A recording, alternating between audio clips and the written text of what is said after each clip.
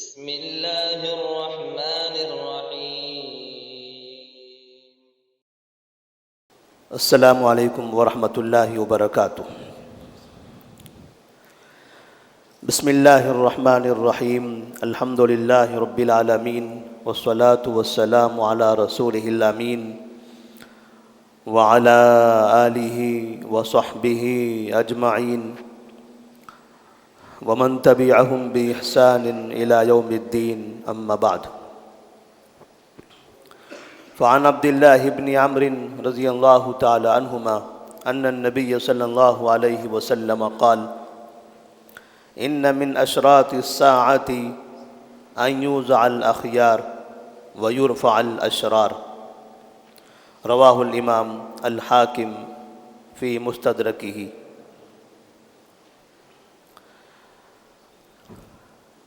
نبی کریم صلی اللہ علیہ وسلم نے قیامت کی نشانیوں میں سے ایک نشانی یہ بیان فرمائی ہے کہ ایک زمانہ ایسے آئے گا کہ جب جھوٹے اور جاہل حکمران حکومت پہ فائز ہو جائیں گے۔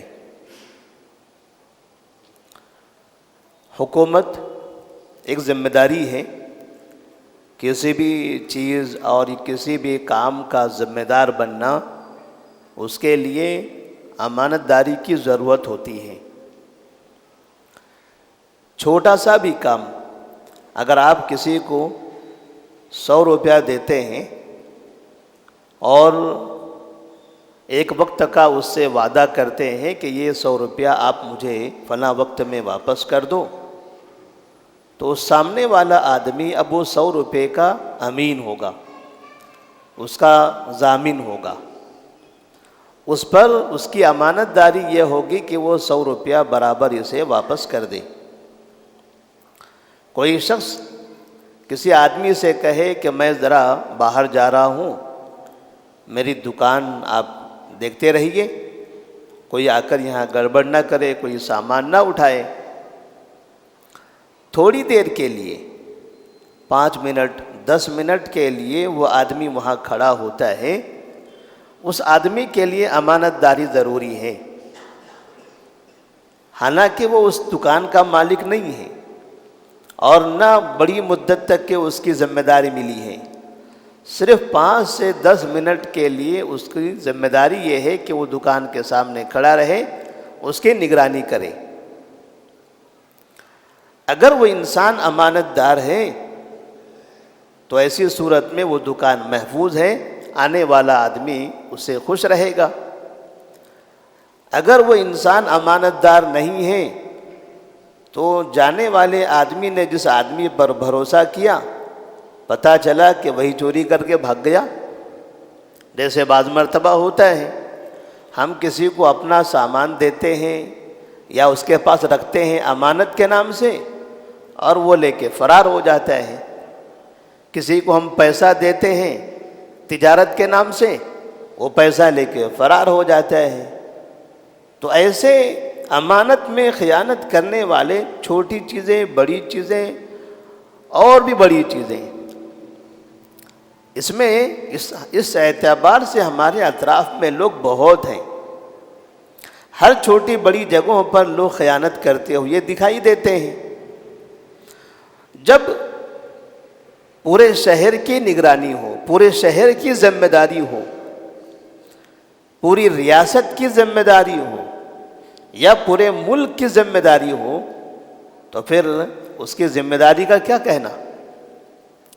کیا کیا ذمہ داریاں اس کے اوپر عائد نہیں ہوتی ہیں؟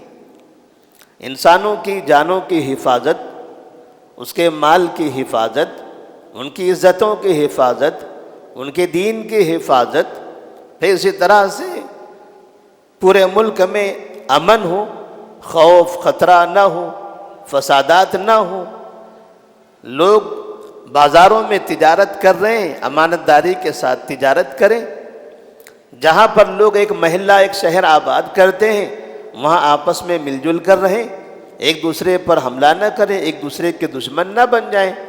بہت سی چیزیں ان کی امانت میں داخل ہو جاتی ہیں، لیکن اگر وہ اتنے بڑے ملک کا یا اتنے بڑی ریاست کا حاکم امانت دار نہ ہو تو پورے ملک میں کتنا نقصان ہوگا ہم ایک چھوٹے سے واقعے سے اندازہ لگا سکتے ہیں۔ جیسے میں نے کسی آدمی کو دکان پر رکھا کہ تھوڑی دیر دکان دیکھیے میں آتا ہوں، پتہ چلا کچھ سامان چوری کر کے وہ خود لے کے بھاگ گیا، 5 سے 10 منٹ کے اندر کا فرق ہے۔ جب میں واپس آ کر دیکھتا ہوں تو مجھے افسوس ہوتا ہے کہ اتنا بڑا نقصان ہوا میرا، ایک آدمی نے مجھے دھوکہ دے دیا۔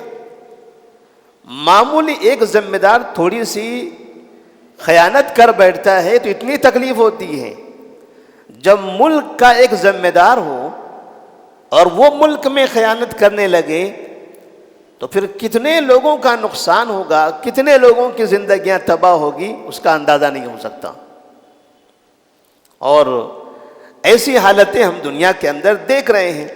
تو نبی کریم صلی اللہ علیہ وسلم فرماتے ہیں کہ ایک زمانہ ایسے آئے گا کہ جب نااہل لوگ، ناعاقبت اندیش لوگ، جاہل قسم کے لوگ اور جھوٹے لوگ جن کے دلوں میں ایمانداری کم ہے، ایسے لوگ حکمران بنیں گے۔ اب جب اس طرح کے لوگ حکمران بنیں گے تو پھر حکومت کا کیا ہوگا اور قوم کا کیا ہوگا؟ نبی کریم صلی اللہ علیہ وسلم نے کعب بن عجرہ رضی اللہ تعالی عنہ سے ایک مرتبہ کہا تھا، اعاذک اللہ یا کعب من امارت السفہاء، اے کعب اللہ تبارک و تعالی آپ کو برے حکمران سے بچائے۔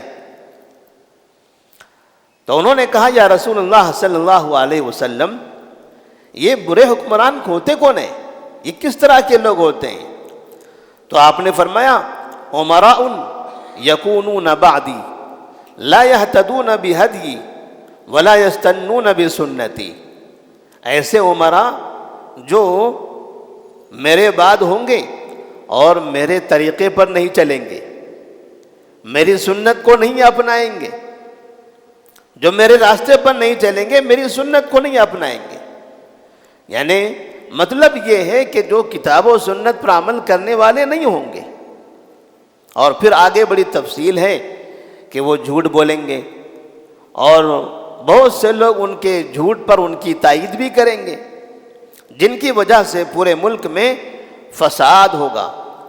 یہاں تک کہ آپ نے فرمایا ان من اشراط الساعۃ ان یوضع الاخیار ویرفع الاشرار، اور جب برے حکمران ہوں گے تو ملک میں جو شرپسند لوگ ہیں ان کا مقام بلند ہوگا اور جو اچھے لوگ ہیں وہ ذلیل اور رسوا ہو جائیں گے، ان کی کوئی حیثیت نہیں رہ جائے گی۔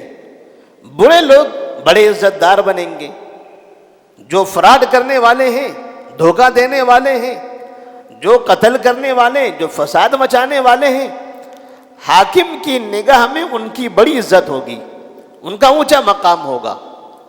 اور جو دیندار ہیں، امانت دار ہیں، دیانت دار ہیں، نیک ہیں، امن کی زندگی گزارنا چاہتے ہیں تو ان کا مقام حکومت کی نگاہ میں بہت کم ہوگا، وہ حقیر سمجھے جائیں گے۔ تو نبی کریم صلی اللہ علیہ وسلم نے 1400 سال پہلے یہ بات بتائی تھی۔ اگر آج کے زمانے میں ہم ہمارے اطراف اگر دیکھیں تو ہمیں اندازہ ہوگا کہ دنیا کی اکثر آبادی کا یہی حال ہے، دنیا کی اکثر ملکوں کا یہی حال ہے، اکثر حکمرانوں کا ایسی حال نظر آتا ہے۔ جہاں بھی دیکھو وہاں کی قوم اپنے حکمران سے ناراض ہے، ان کے جھوٹ سے، ان کے ظلم سے، ان کے فساد کی وجہ سے، ان کے برے فیصلوں کی وجہ سے۔ ایک آدمی کے غلط فیصلے سے پورے ملک کا نقصان ہوتا ہے۔